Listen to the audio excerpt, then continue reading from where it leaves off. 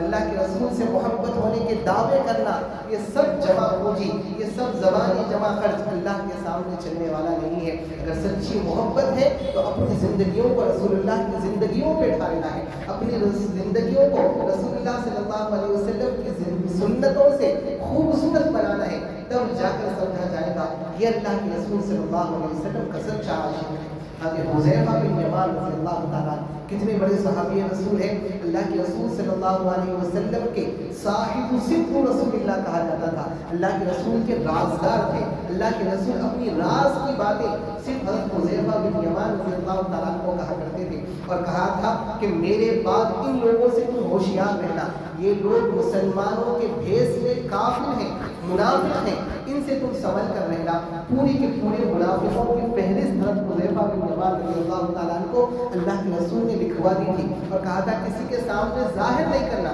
اس لیے کہ اگر ظاہر کرو گے یہ منافق ہے یہ منافق ہے تو آپس میں دشمنیاں ہوں گی، لہذا تم سنبھل کر رہنا، اور کبھی کسی طرح کے معاملات ہو جائیں تو اس وقت کے خلیفہ جو ہوں گے، مسلمانوں کے جو امیر ہوں گے، ان کو ان سے آگاہ کرنا۔ چنانچہ کہا یہ جاتا ہے حضرت امیر المؤمنین عمر فاروق رضی اللہ تعالیٰ حضرت حذیفہ رضی اللہ تعالیٰ سے آ کر کہا کرتے تھے، حذیفہ میں یہ نہیں پوچھتا کہ وہ فہرست میں کتنے لوگ ہیں، ان لوگوں کے نام بتا، بس میں تجھ سے یہ پوچھنا چاہتا ہوں کہیں اس فہرست میں میرا تو نام نہیں ہے نا، ان منافقوں میں اللہ کے رسول نے مجھے تو شامل نہیں کیا نا؟ تو کہا کہ ہاں ہاں آپ کا تو نام نہیں ہے۔ اور حضرت امیر المؤمنین عمر فاروق رضی اللہ تعالیٰ دیکھا کرتے تھے جب بھی کسی مسلمان کا جنازہ مسجد نبوی میں آتا تو وہ آپ اپنی گردن اٹھا کر دیکھتے، اگر اس جنازے میں حذیفہ رضی اللہ تعالیٰ شریک ہوتے تو آپ بھی شریک ہو کر جنازے کی نماز پڑھتے، اگر حذیفہ رضی اللہ تعالیٰ کسی مسلمان کے جنازے میں شریک نہیں ہوتے تو امیر المؤمنین حضرت عمر رضی اللہ تعالیٰ اس کا جنازہ نہیں پڑھتے، اس لیے کہ اگر حذیفہ شریک نہیں ہے تو اس کا مطلب یہ کہ کامل ایمان والا نہیں ہے، کہ ضرور اس فہرست میں موجود ایک منافق ہے، وہ حذیفہ بن یمان رضی اللہ تعالیٰ کہ جس کو رسول اللہ صلی اللہ علیہ وسلم کے رازدار ہونے کا شرف ملا۔ حضرت حذیفہ بن یمان رضی اللہ تعالیٰ اس زمانے کی سپر پاور طاقت کسرا جو تھی ایران کے بادشاہ، وہاں پر آپ کسی کام سے جاتے ہیں، ان کے دربار میں موجود ہیں، کچھ گفتگو ہو رہی ہے اور دوران گفتگو کھانے کا وقت ہوا تو کسرا جو تھا ایران کا بادشاہ، اس نے کہا کہ دسترخوان لگاؤ، تم میرے آج مہمان ہو۔ بہرحال بڑا دسترخوان لگایا گیا اور دسترخوان پر 10 قسم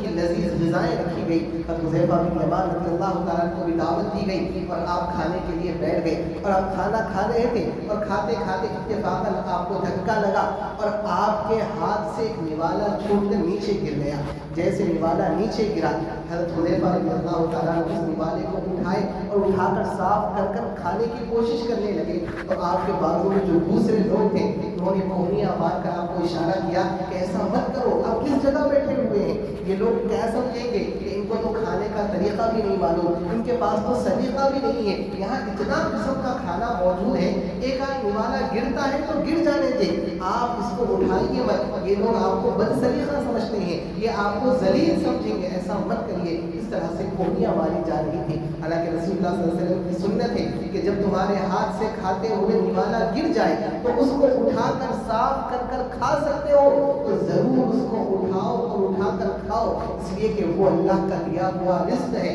اس کو یوں ہی ضائع نہیں کرنا ہے۔ ہاں اگر ایسی جگہ پر گرا ہو کہ نیچے گندگی ہے، اس کو اٹھا کر کھانا مشکل ہے تو الگ بات ہے، تو آپ نے اس کو اٹھایا اور اٹھا کر کھانے لگے اور کہا کہ میں میرے نبی صلی اللہ علیہ وسلم کی سنت کو اَأَتْرُكُ سُنَّةَ حَبِيبِي لِهَٰؤُلَاءِ الْحُمَقَاءِ، ان بے وقوفوں کے غلط سمجھنے کی وجہ سے کیا میں میرے پیارے نبی صلی اللہ علیہ وسلم کی سنت کو چھوڑ دوں؟ ہرگز بھی ایسا نہیں ہو سکتا، یہ مجھے ذلیل سمجھتے ہو سمجھیں، یہ مجھے بد سلیقہ سمجھتے ہو سمجھیں، لیکن ان کے برا سمجھنے کی وجہ سے، ان کی طرف سے عزت نہ ملنے کی غرض سے میں میرے پیارے نبی صلی اللہ علیہ وسلم کی سنت کو ہرگز بھی نہیں چھوڑوں۔